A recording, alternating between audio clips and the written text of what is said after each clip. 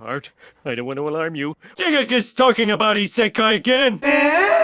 In the beginning, there was darkness, and then God said, boom, let there be light. So he created Sword Art Online. This happened in the prehistoric era of 2012. By now, we all know the origin story of the modern isekai genre and how it's come to saturate the anime market. It's been almost a decade since the initial isekai boom, so you'd think after all this time, audiences would finally start to get bored, and yet somehow we don't seem to be getting less, we seem to be getting more. So that begs the question, if you're not watching isekai, and you're not watching isekai, and you're not watching isekai, then who's watching all the isekai? It's me. I watched a lot of isekai last year, and I know I've played my part in giving the genre the image that it has, but I honestly think that the genre might be on the path to a brighter future.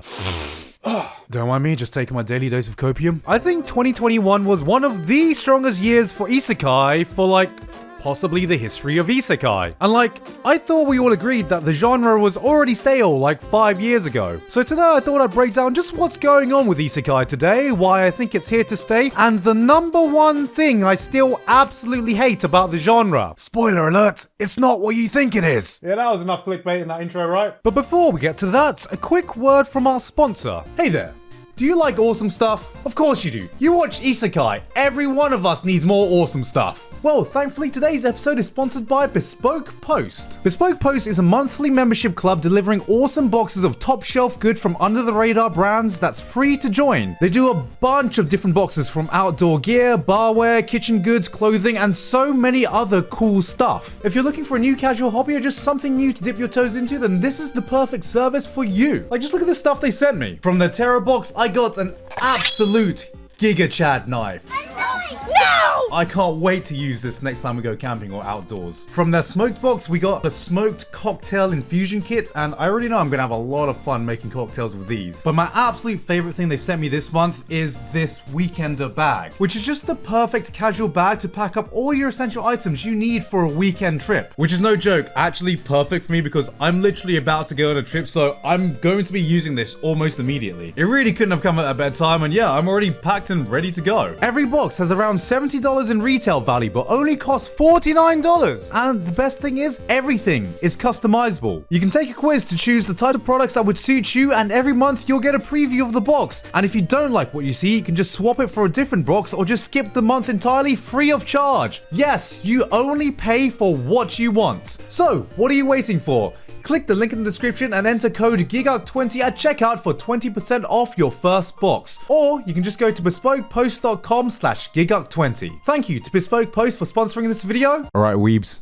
Back to isekai. I swear to God, this isn't Stockholm Syndrome the video, alright? It's no secret that isekai doesn't really have the best reputation among anime fans, and I absolutely see why. The same bland, overpowered protagonist being transported or reincarnated or summoned to that same RPG world with the same harem living the same self-insert power fantasy. The isekai genre definitely went through an extended phase where we got some shit.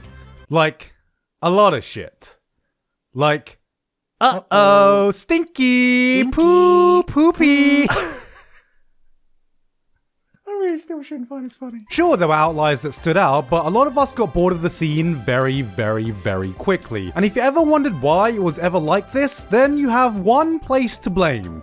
Shousetsu ni Naro. This is a site where users can post their own web novels for others to read, kind of like the YouTube of light novels. ReZero, Slime, Soma Spider, Overlord, Mushoku Tensei, Shield Hero, Konosuba. If there's an isekai, big or small, that's come out in the last 10 years, it's probably come from here. So when I'm talking about modern isekai, what I'm really referring to is Naroke, or stories that have come from this one site. And if you look at the stories that have been adapted from here, you'll basically see how much it's had an effect on the modern isekai culture. If you've ever wondered why a lot of modern light novel adaptations feel so fucking homogenous, isekai or not, it's probably because the source material originated from here. And if I'm allowed to put my tinfoil hat on for a moment and speculate based on other sites with user-generated content, all of this kind of makes sense. Remember when Casey Neistat started posting and then every YouTuber vlog needed to be a Casey Neistat style video? Or when Mr. Beast blew up and then everyone to this day is still trying to market their videos like a cheap copy of Mr. Beast? Well, imagine the same kind of influence between creators being permeated through an entire generation of web novel authors on a single site, and suddenly you understand why a lot of isekai and fantasy stories feel like they are copying from each other. Why do light novel titles sound so fucking dumb? Well, it's because they are literally clickbait to get users to click on their story, like you see with YouTube videos. Except imagine if our YouTube videos get turned into professionally published works and you're stuck with titles like I got addicted to VTubers and regret everything. Honestly, that's not a bad title for a light novel. Content creators will naturally gravitate towards the type of content they see doing well no matter what platform they're on. It's something we see with any site, YouTube, TikTok, Twitch. Does that excuse the amount of mediocrity that's come from there?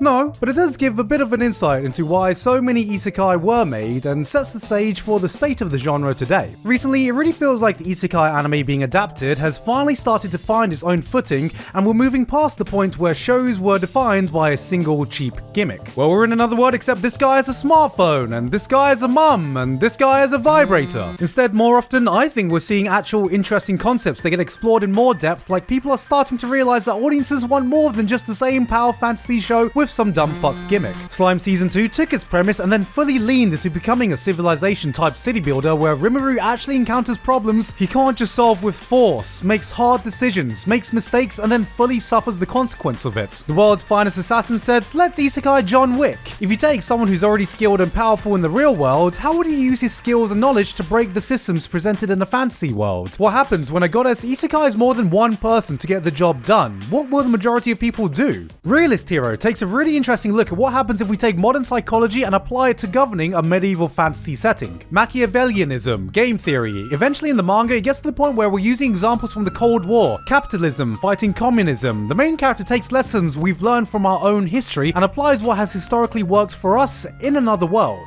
These are just some of the interesting ideas I came across with the shows this year, and many of them, aside from the basic premise and setting, explored totally different subjects and ideas. Like now, just because you see several isekai airing in a single season, that's no indicator that the shows will actually have anything in common with each other. Mushoku Tensei, Re:Zero, My Next Life as a Villainess, Sentence of a Bookworm, Restaurant in Another World. These are all isekai set in your traditional fantasy world that are completely independent of each other in plot, tone, characters, and appeal. I've Been Killing Slimes for 300 Years has more in common with Dragon Maid than it does with the other isekai with slime in the title. Is there still a lot of garbage being made? Yes, but it's no longer as relevant to look at a new show and say, it's not like your typical isekai, because a lot of isekai are no longer like your typical isekai. I don't know if this is sounding like massive isekai copium right now, so I just want to go on a little tangent to look at what I think might be a similar case that happened for gaming, the shooter genre. I remember when these first exploded onto the scene and you couldn't get away from them. Halo revolutionized console shooters, setting the blueprint that many modern shooters still use to this day. Halo 2 set the stage for online gaming, only for Call of Duty 4 to skyrocket shooters into the mainstream, and from there on, there was no turning back. Your friends started playing shooters, your brothers and sisters and your cousins started playing shooters. Heck, I think I even caught a glimpse of your grandma playing Search and Destroy on Terminal once. Shooters were absolutely inescapable, and there was a point where I swear every big game release was a shooter or had some kind of fucking shooter mechanics in it. Shooter after shooter after shooter after shooter. It was like we were getting the same copy and paste game from every big company trying to cash in on a quick buck. Oversaturation was a real thing, and gamers were getting visibly fatigued by them all. So,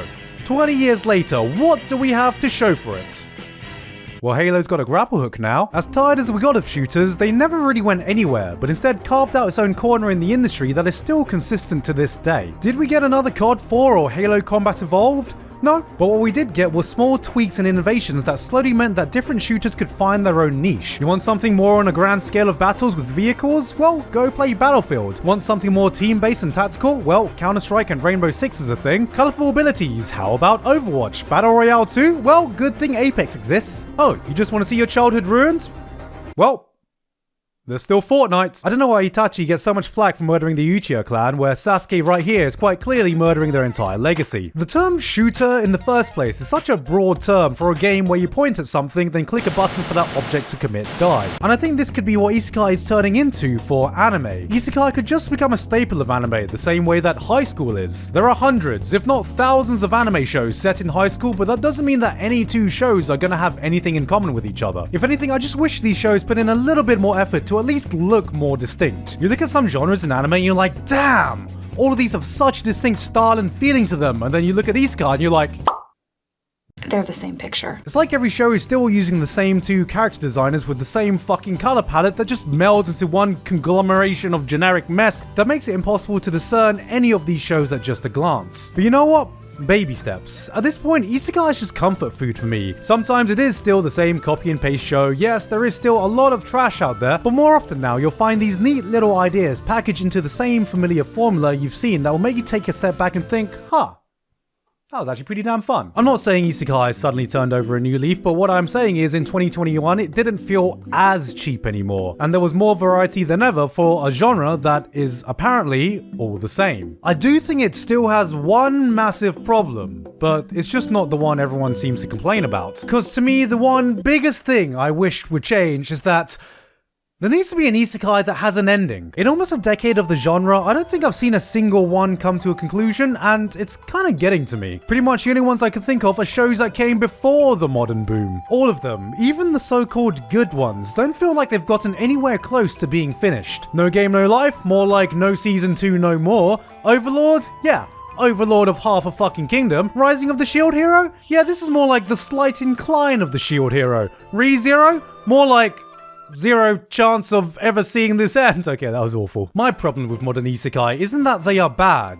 It's that they're so damn disposable. We start with one isekai, have a bit of fun, and then just move on to the next one, and then forget about all of them. It feels like a lot of the times writers come in with a single interesting idea, explore it, and then have no idea where to go, so the readers lose interest or the writer just stops. I've seen so many heroes journeying to take on a demon lord, and not a single one has ever reached his doorstep. There doesn't feel like there's anything close to a complete story, and instead of focusing on finishing one, it feels like the focus for anime is making 6 more. And because of this, nothing has any staying power. We don't see any stories reach their maturity, and because of this, it becomes so vapid. Mushoku Tensei, ReZero, Overlord, it's series like these where you can see the foundations being laid for a full-blown tale. There is depth, there is characters, there's a thought-out world behind it. It feels like these shows are actually trying to tell a full story rather than coming in with a few interesting ideas and fucking off. ReZero just spent an entire fucking season in one place so they could say, hey, let's have Subaru stop dying so cheaply, let's make Amelia an actual character. And while a lot of people may have found the slower progression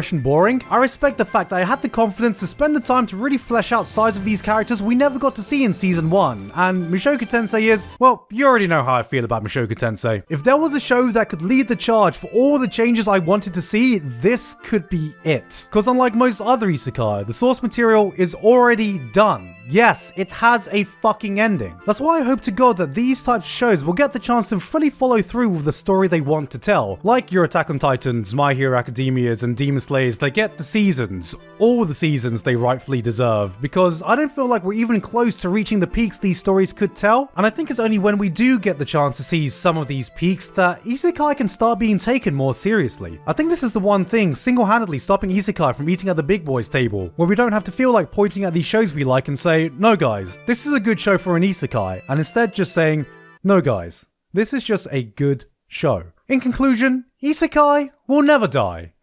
It just gets reincarnated into another